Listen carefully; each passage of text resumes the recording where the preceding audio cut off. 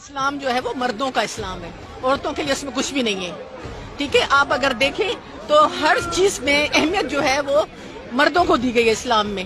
ہم ضرور اسلام کی بہت اچھی چیزیں مانتے ہیں۔ ماں کا رتبہ تو سب سے بڑا ہے نا، اور وہ اسلام دیتا ہے، اس سے بڑا رتبہ اور کون سا ہے؟ ماں کے رتبے کو کبھی کسی نے انکار نہیں کیا ہے۔ ماں ظاہری بات ہے، جس طرح ایک آپ کہتے ہیں کہ عورت جو ہے نازک جینڈر ہے، کس سلسلے میں؟ کیا آپ بچے پیدا کر سکتے ہیں؟ جب بچے ہم پیدا کر سکتے ہیں تو آپ کس لیے آپ کو اہمیت حاصل ہے؟ کس لیے؟ اس لیے کہ کائنات کا جو وجود ہے وہ عورتوں سے ہے۔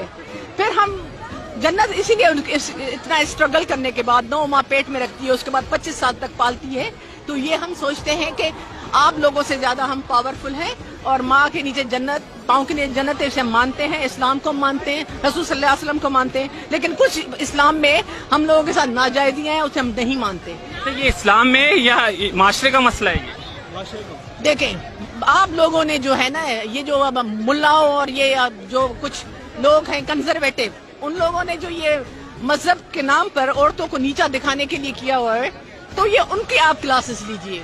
ہم نہیں کہہ رہے کہ اسلام نے ہمیں پیچھے دھکیلا ہے، ہم کہہ رہے ہیں کہ بھائی اگر اس طرح کا اسلام ہے تو ہمیں اس طرح کا اسلام قبول نہیں ہے۔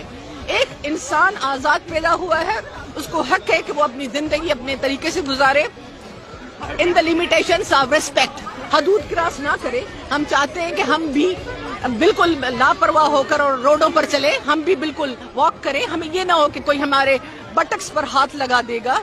ہم جو ہے اسلام کو مانتے ہیں، اس کی تھیوری کو مانتے ہیں، لیکن یہ جو ملاؤں نے مذہب اور جو کچھ لوگوں نے مذہب مردوں نے پھیلایا ہوا ہے، اور اس کو عورت کو جو اتنا غلیظ کر کے دکھایا ہے، وہ ہمیں نامنظور ہے۔